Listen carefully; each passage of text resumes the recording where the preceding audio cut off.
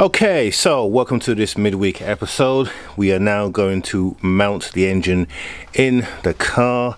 So what I need to do, we've still got some stuff to take off on the front of that engine. We're going to do that once we get the engine secure in place. So a few things we need to do.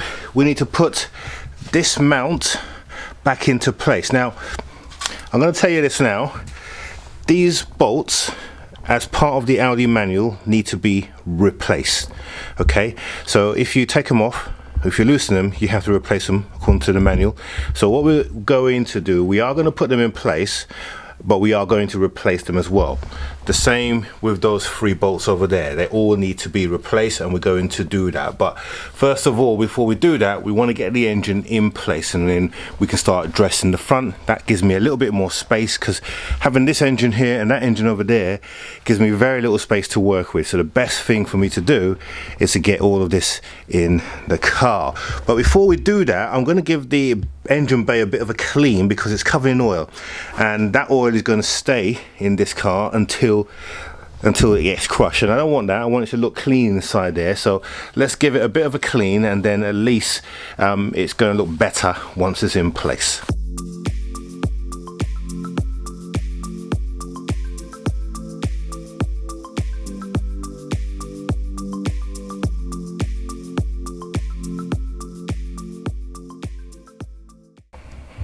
Okay, so the engine bay is now cleaned up as much as we can. So first thing I'm going to do, we're going to put the engine mount back into place. That's just sitting on top of here. We'll put that back into place. This one is already in place. We'll just maneuver these screws. Then what we'll do, we'll maneuver the engine in, and then we'll lift it up, and then we will bolt it in place. And once it's secure from a hanging position, then we're going to be able to start connecting up the exhaust, and then we're going to be able to connect the prop shaft. But when we come to do the prop shaft, just to give the car some extra support, I shall use my jack just to hold the bottom of the engine to make sure that if these fails, and they won't fail because they are designed to hold this engine in place, but I'm just making sure from a safety point of view. Now, I've had a lot of you, before we just get into the engine piece, and I know that's what you've been waiting for. Now, a lot of you have commented about how complex this is, and how am I able to do this, and how many years have I been a mechanic. Here's the truth. I've not done anything mechanical for years. I did train as a mechanic at Ford, but I've been working in IT for the last 20 years, and then before that I was doing other stuff, so I haven't really been hands-on. So the way that I do this, you're going to see up on screen now, is I use these e-manuals. You can get this, and this is not a sponsored link. I buy these manuals, and these are workshop manuals, and what they allow me to do is basically have all the procedures that the workshop use in order to be able to put this car together. And then another thing that I do as well is, when I take stuff like these cables over here apart, as you can see here, there's loads of cables, I take pictures so I know exactly what they look like. And if a cable looks very similar, I then use a marker pen and I mark it up so I know what goes where. And I'll show you that in a second. Also, I bag everything, so all of these screws, etc.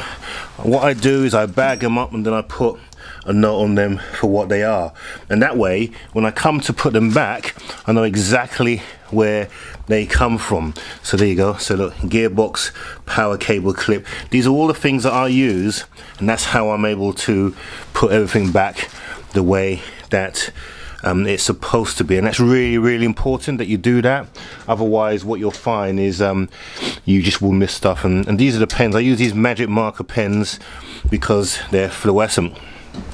And the classic example of that is here. So here's the back of the engine. I've got 2 pipes. These 2 pipes are going to go back. Now, which one goes where? Because this is where they plug into. But if you notice, what I've done is I've put a little blue color there and a purple one there, or pink. And then on the actual connector, you can see that I've done exactly the same. So on the top here we've got blue, and then the bottom here we've got pink, and that's how I know where things go back and where they need to go. And then the great thing about modern manufacturers these days, these plugs, they're one-way plugs and they only fit into one socket, so it makes it easier to know what's what. There's another example where I've marked that up blue, and then on the end of the cable somewhere there will be another bit that goes into there, which will be the same color. This is from the steering box, I know that. So that's the only way you could do this successfully. In fact, a lot of YouTubers who do this kind of extensive heart surgery, and when I say heart surgery, I'm talking about taking the engine out of the car, that's the only way you can do this and do it right and be able to get everything connected. So that's my method. Let me know in the comments below what you use. Okay, so this is the moment you've been waiting for, guys. Getting this engine back in the car, and once we get that back into place, we can then start dressing the front of the car.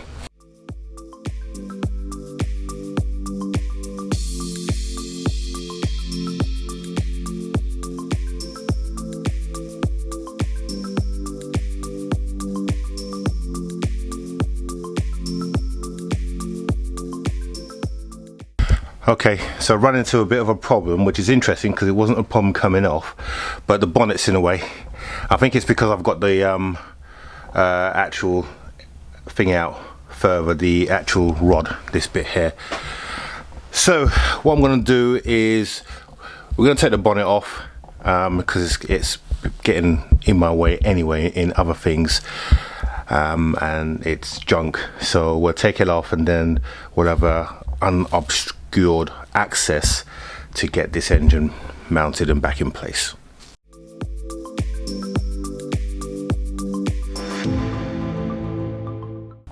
Okay, bonnet now gone.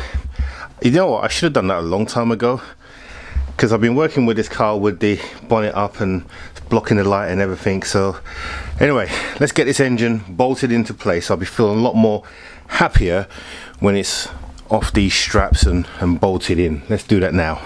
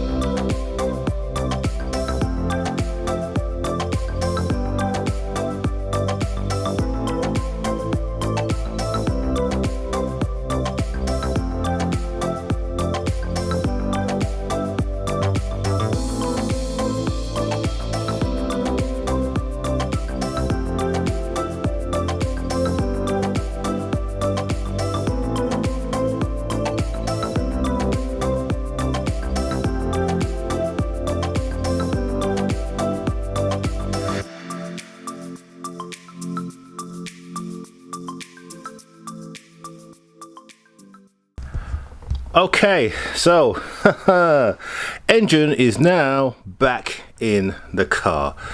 It's taken a while. To you it's 10 minutes. To me it's the best part of all day because it's now dark outside. It's been relatively straightforward. Like I said, these bolts here that you're seeing, these will be replaced. I have to get new ones because that's what the Audi manual recommends, so we're going to do what we're told. And the engine is being held in by these two mounts, that one over there that you saw me put in, and this one here, and that allows me to just be able to swing the engine on a pendulum, and that will mean that when I go to the back to do the prop shaft, I've got some swing, but I will have my jack underneath just as a safety precaution to make sure that we don't get crushed, because that will certainly end the vlog if that happened. Right, okay, so that's gonna be it for this episode. So on the next episode we continue stripping down the bits and pieces that we need. So that pipe there, we need to be able to get all of those pipes out and start sticking the water pipes back in. We need to put the AC pipes on as well. They all need to be done. We need to connect up the exhaust at the back, and then some of these pipes as well back there. So a lot still to be done, and now that I've got the engine in place, I need to order some additional parts as well. Oh, and I've still got to torque up the bolts for the gearbox. They're not torqued up yet, they're just tight, but they need to be put to the right setting, the right torque setting. So yeah, it's going to be a bit of a challenge with it in the car, but it can be done, and in fact underneath it'll be easier as well. So yeah, but anyway, happy with the progress we've made so far, and that's going to be it for this week. Okay, so the engine is now back in the car, which we're happy with, and now we have to now connect up all the electrical cables. So that's what we'll be doing on next Monday's episode. Just a quick note, I had someone was talking to me about the flex plate. I have checked with Audi, and they have also confirmed that there is no alignment that needs to be done on this particular engine. So it's just a case of plugging the gearbox into the engine, which we've done, and that's the only adjustment that needs to be done, unless we've taken the flywheel off, and we haven't done that, then there's no adjustment necessary. So but thanks for the tip. It's always good to get those tips down in the comments.